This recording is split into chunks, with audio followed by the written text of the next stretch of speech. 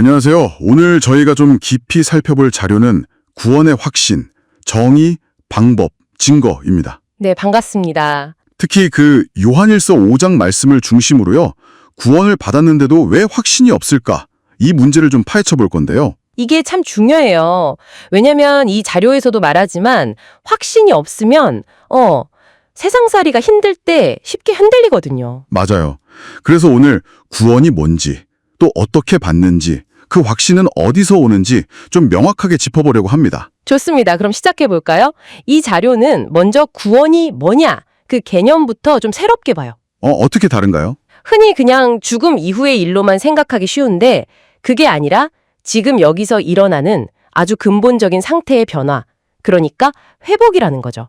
회복이요? 네, 첫째는 하나님과의 관계 회복이에요. 원래 사람은 하나님과 함께하도록 지어졌는데 그 관계가 깨졌다고 보잖아요. 그렇죠. 창세기 이야기가 나오죠. 네, 구원은 바로 그 깨진 관계를 다시 잇는 거다. 이렇게 설명하고요. 그러니까 단순히 천국 가는 문제가 아니라 하나님과의 관계가 지금 여기서 회복된다는 거군요. 굉장히 현재적인 의미네요. 맞아요. 그게 첫 번째고요. 그럼 그게 다는 아니겠죠. 또 뭐가 있나요? 네, 중요 포인트가 더 있어요.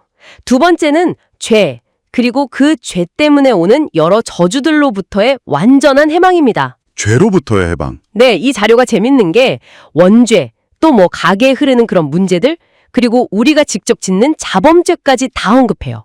그 모든 것에서요? 그렇죠. 구원을 받으면 이 모든 책임과 결과로부터 완전히 자유롭게 된다는 거예요. 로마서 8장 말씀처럼 더 이상 정죄함이 없는 상태가 되는 거죠. 와, 정말 엄청난 해방이네요. 그리고 마지막 세 번째는 신분의 변화예요.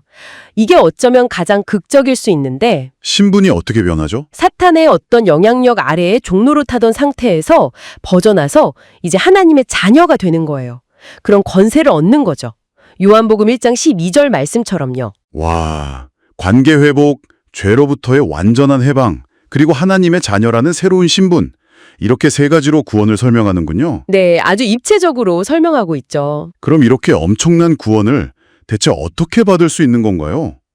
보통 사람들은 착하게 살거나 노력을 많이 해야 한다고 생각하기 쉬운데 이 자료는 그게 아니라고 하죠? 맞습니다. 바로 그 점이 핵심이에요.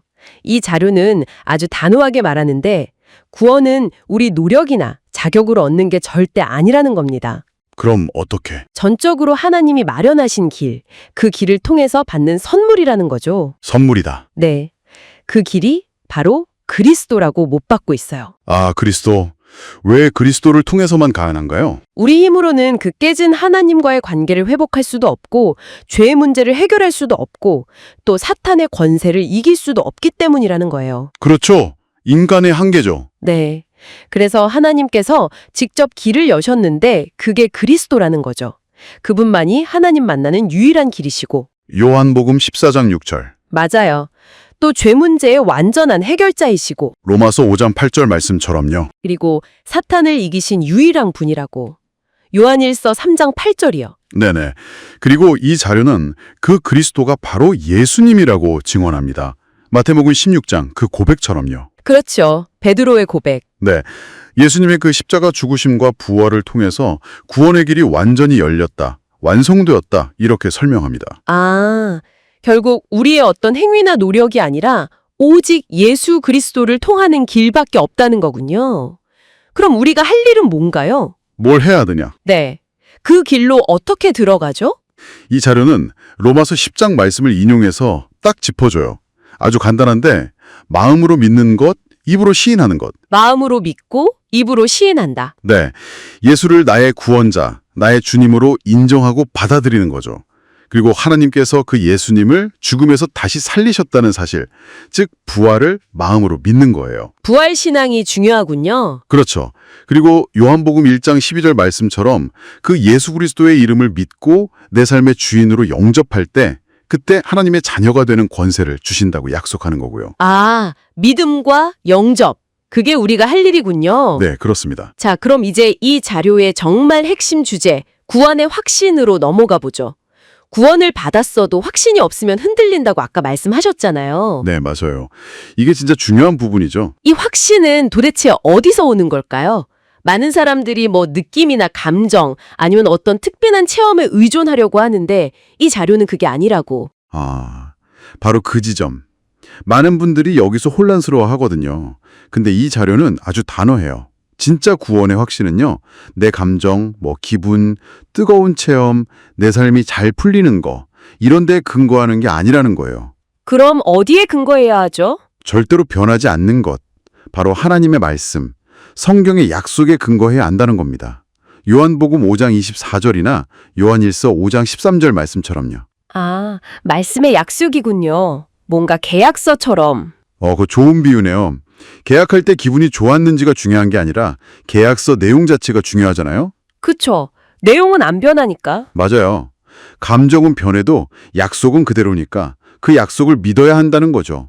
그게 흔들리지 않는 확신의 토대예요. 아, 내 상태나 감정이 아니라 객관적인 약속. 그게 중요하군요.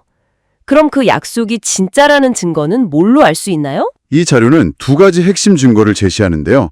첫째는 그 요한일서 5장 말씀처럼 하나님의 아들 예수 그리스도가 지금 내 안에 계시다는 사실 그 자체예요. 그리스도가 내 안에 계신다는 것? 네. 그리고 둘째는 예수가 바로 그 그리스도시다라는 이 사실이 믿어진다는 것. 마태복음 16장 말씀처럼요. 아, 그 믿음 자체가 증거다? 그렇죠. 이 믿음이 바로 성령께서 우리 안에서 주시는 증거라는 거예요. 밖에서 찾는 게 아니라 내 안의 믿음을 보라는 거죠. 그렇군요. 그리고 또 하나 강조하는 게 한 번 받은 구원은 절대 없어지지 않는다면서요? 네, 맞아요. 구원의 절대성이라고 부르는데 이것도 굉장히 중요해요. 절대 잃어버리지 않는다. 네. 한번 예수 그리스도를 정말 믿음으로 구원받았다면 그 구원은 우리가 실수하거나 좀 연약해진다고 해서 취소되거나 빼앗기지 않는다는 거예요. 정말요? 네. 요한복음 10장 말씀처럼 아무도 아버지 손에서 빼앗을 수 없다고 하잖아요. 하나님께서 시작하신 구원을 그분이 끝까지 책임지고 지키시고 완성하신다는 약속. 로마서 8장 마지막 부분에 나오는 그 어떤 것도 우리를 끊을 수 없다는 말씀처럼요. 그러니까 영원히 안전하다는 거죠. 와, 정말 든든한 약속이네요. 그렇죠. 그래서 확신의 근거가 여기에 있어야 한다는 거예요. 오늘 저희가 살펴본 자료는 그러니까 구원이란 하나님과의 관계 회복, 또 죄로부터의 해방, 그리고 하나님의 자녀가 되는 신분의 변화라는 정말 놀라운 선물이고 네, 선물이죠. 이건 오직 예수 그리스도를 믿음으로만 받는 것이라고 명확히 설명했고요. 그리고 제일 중요한 건 이 구원에 대한 확신. 이게 내 감정이나 상황이 아니라 변함없는 하나님의 말씀, 그 약속의 뿌리를 둬야 한다는 점이었네요. 맞습니다. 아주 잘 요약해 주셨어요. 그래서 이 자료가 마지막에 당신에게 직접 질문을 던져요. 어떤 질문이죠? 당신에게는 이 구원의 확신이 있습니까? 만약 있다면 그 확신의 근거는 어디에 두고 있습니까? 이렇게요. 아, 그냥 지식 확인이 아니라 내 믿음의 뿌리를 돌아보게 하는 질문이네요. 그렇죠. 개인적인 점검을 촉구하는 거죠. 정말 내 확신이 감정에 있는지 아니면 말씀에 있는지. 네, 오늘 저희가 함께 나눈 이야기들을 바탕으로 이 자료가 제시하는 구원의 의미, 또 구원받는 방법, 그리고 그 확신의 진짜 근거인 하나님의 약속에 대해서 당신 스스로 한번 깊이 생각해 보시면 어떨까요?